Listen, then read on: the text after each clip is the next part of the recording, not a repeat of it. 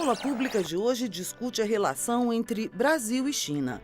Neste programa, gravado na UFABC, no campus de São Bernardo do Campo, quem fala sobre o assunto é Ana Tereza de Souza. Mestre em Ciências Sociais e doutora em Relações Internacionais, Ana Tereza é professora da UFABC. A partir dos anos 2000, as relações entre Brasil e China se intensificaram. As parcerias comerciais estratégicas apontam como o projeto brasileiro de inserção internacional cresceu no período. De um lado, com um mercado de mais 1 bilhão de consumidores, a China é um polo de interesse da indústria e do comércio brasileiro. Por outro, o governo chinês afirma que a relação bilateral entre os países é dinâmica do ponto de vista econômico e político.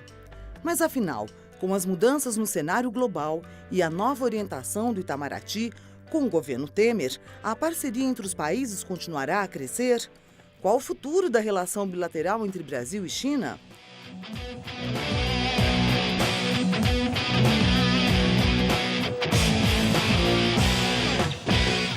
Para o Brasil, a China é a maior parceira comercial desde 2009. Só esse ano de 2017, 25% de tudo que o Brasil vendeu, tudo que a gente exportou, foi para a China. Considerando dados de investimento, a China, de 2003 a 2017, pensou mais ou menos 235 projetos de investimento para o Brasil. Desses 235, pouco mais de 80 foram concretizados, gerando investimentos aqui no Brasil de mais de 45 bilhões de dólares. A China, nos últimos 30 meses, é o país que mais investe no Brasil. A China hoje é a maior investidora em energia renovável do mundo, e nem por isso ela deixa de olhar também para as fontes tradicionais, como é o caso do petróleo. Então, ela tem uma importância econômica muito grande, para todo mundo, e uma importância econômica muito grande para o Brasil. Quais são os interesses que envolvem essas relações? Do lado da China, há o interesse de garantir aqueles recursos que são necessários para ela dar continuidade ao seu processo de crescimento econômico. Então, o crescimento econômico ele é importante para a China, porque ele dá legitimidade ao governo chinês, ele ajuda a manter a estabilidade social do país. A China não tem todos os recursos de que ela necessita para manter esse processo de crescimento. Nesse sentido, ela tenta assegurar no exterior esses recursos. Por isso, investimentos no setor de recursos naturais, no setor de energia, matérias-primas. Ela busca assegurar esses recursos para continuar a crescer. Ela busca assegurar mercados para suas exportações. Exportações, principalmente, de bens manufaturados e que, ultimamente, vêm paulatinamente aumentando o seu valor agregado. Ela busca assegurar mercados para que as suas empresas, hoje importantes multinacionais, têm origem na China, para que as suas empresas passem por um processo de amadurecimento. Então, os mercados emergentes, os mercados do Sul, eles são importantes para a China nesse sentido, porque eles apresentam possibilidades de desenvolvimento que ainda não foram completamente exploradas. E aí o Brasil aparece como um mercado importante, até sendo uma porta de entrada aqui para a América do Sul. Do lado do Brasil, quais são os interesses? O interesse do Brasil na China, a gente pode dizer que ele veio se intensificando ao longo do tempo. As nossas relações com a China datam já de muito tempo. A gente, desde a década de 70, reconheceu a China continental, a República Popular da China, como sendo a representante do povo chinês, deixou de reconhecer Taiwan, e, a partir da década de 70, essas relações vêm avançando. No fim do governo Fernando Henrique, início do governo Lula, houve uma tentativa mais deliberada de construir com a China relações comerciais que pudessem ajudar a gente a diversificar as nossas parcerias de comércio exterior. Esse processo de diversificação das parcerias comerciais, ele foi visto como um processo que ajudaria o Brasil a se libertar e, de alguma forma, a ter realmente alternativas a essas parcerias tradicionais, a atualizar as nossas relações. A Ásia emerge para ser, a gente pode considerar que ela seja, o centro econômico do mundo. Então, talvez nada mais natural do que nós atualizarmos as nossas relações comerciais para dar uma importância maior para a Ásia. Do lado político, também esse processo de aproximação com a China foi visto como relevante, porque ele também contribuiu para a gente criar alternativas, para a gente conseguir criar processos de aumentar a voz do Brasil no exterior a partir da parceria com a China. O Brasil construiu, durante a década de 2000, bastante alianças políticas com países em desenvolvimento, e a China estava presente em várias.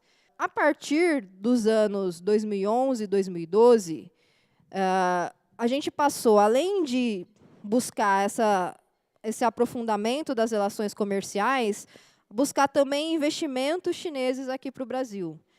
Foi a partir daí que se aprofundou a busca, pelo menos a tentativa do governo brasileiro de cobrar mais da China investimento no nosso país. Isso teve a ver com um processo que aconteceu durante o aprofundamento dessas nossas parcerias comerciais. Qual é o problema visto hoje da parceria comercial entre a China e o Brasil? O problema é que é uma parceria comercial constituída por um padrão que muitos consideram ser um padrão norte-sul, porque o Brasil vende majoritariamente produtos básicos para a China. 2/3 das nossas exportações, mais ou menos, é composta de 3 produtos: petróleo, minério de ferro e soja. E a gente tem toda uma literatura latino-americana que vai dizer que, a médio e longo prazo, não é oportuno para o desenvolvimento que o país fique exportando bens primários. E aí a gente pergunta, não dá para mudar esse padrão? Hoje é uma pergunta que todo mundo faz. Por que o Brasil fica exportando bens agrícolas, fica exportando bens básicos para a China? E aí eu gosto de pegar um pouco assim, uma perspectiva de prazo, de tempo assim, um pouco mais longa. Quando o Brasil e a China fecharam o primeiro acordo comercial entre eles, foi na década de 70, foi em 79, a China estava interessada em comprar maquinário do Brasil. Ela estava interessada em comprar calçados, produtos têxteis. E o Brasil queria comprar da China, naquele momento, carvão, mineral e petróleo. Ou seja, existia um padrão que era o contrário daquele que a gente vive nos dias de hoje. Então, o que aconteceu que essas coisas se alteraram? O que aconteceu é que, na década de 80, o Estado brasileiro entrou em crise, a gente abandonou o nosso projeto de desenvolvimento nacional, ele não foi substituído na década de 90 por um projeto sério. Enquanto isso, a China teve um projeto de desenvolvimento calcado no Estado, calcado em uma abertura, mas em uma abertura gradual. Isso fez com que o país se industrializasse e essas posições se invertessem. Quando veio a globalização produtiva da década de 80 e da década de 90, o Brasil não estava preparado. O fato foi que a gente se industrializou, mas a nossa economia ela não internalizou as capacidades inovativas, as capacidades de financiamento a longo prazo para sustentar esse processo. E aí a gente não resistiu à globalização. O Brasil da década de 90 é que Brasil? É o Brasil que ainda tem uma pauta de exportação que, na maioria, é formada por produtos manufaturados, mas é um país que está perdendo lugar nos fluxos mundiais de exportação. É um país que passa a ser reconhecido pelo mundo como sendo celeiro. A Ásia passa a ser reconhecida no mundo como sendo a fábrica. Então, essa construção desse padrão que a gente vê nos dias de hoje, ele tem a ver com esse processo que é um pouco mais longo daquilo que a gente está enxergando agora. Quando a gente fala de pensar as relações Brasil-China, e aí o ponto mais problemático dessas relações, a gente aponta como sendo as relações comerciais, a gente tem que ver que essas relações do atual padrão, a forma como ele está hoje, ele é resultado de todos esses anos, de todas essas décadas, de construção da economia. Mudar esse padrão está além daquilo que pode ser comportado nas relações bilaterais Brasil-China. Isso tem a ver com a construção de um projeto de desenvolvimento que a gente precisa ter, até para saber o que a gente pode aproveitar do crescimento chinês. A gente não tem esse projeto. a China ela vai aproveitar a oportunidade que a gente está dando para que ela possa investir e se inserir no país. Falta do Brasil saber o que ele quer da China. A verdade é que a gente ainda não aprendeu a lidar com essas relações. Esse não é um problema que é um problema só do Brasil. Esse é um problema que, na verdade, é de muitos países. A China hoje é parceira comercial de mais de 100 países do mundo, ela é a principal parceira comercial. Então, muitos países estão lidando com essa questão. E aí, para concluir, pensando assim, o futuro das relações bilaterais, em termos econômicos, essas relações elas devem ser aprofundadas. É muito difícil pensar a alteração do padrão comercial, mas a gente vai receber, já está recebendo bastante investimentos chineses, e aí dar uma direção para essas relações depende de a gente ter um projeto para fazer isso. Com relação ao lado político, aquelas alianças da década de 2000 foram muito importantes para dar mais voz para o nosso país. Nos dias de hoje, eu vejo que há um processo de esvaziamento político um pouco dos discursos que eram feitos no BRICS, até por conta de a gente ter um governo que, nesse momento, não é legítimo para discutir essas coisas e que tem uma orientação de política regional, uma orientação de mundo que não enxerga o Brasil como um polo de poder autônomo. E aí o BRICS ele é importante como um instrumento para a gente pensar um mundo multipolar.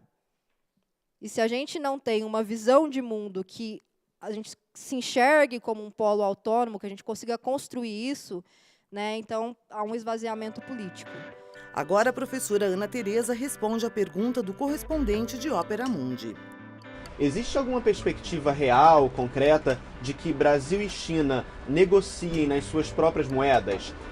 Ou talvez não somente entre Brasil e China, mas também no âmbito dos BRICS. Isso já foi falado algumas vezes, mas existe alguma possibilidade real de que isso aconteça, seja entre Brasil e China, ou seja no âmbito dos BRICS? A outra pergunta é a seguinte: sabendo que a China corresponde a quase 20% das exportações do Brasil, existe algum avanço para a diversificação das exportações do Brasil, ainda tão presas às commodities?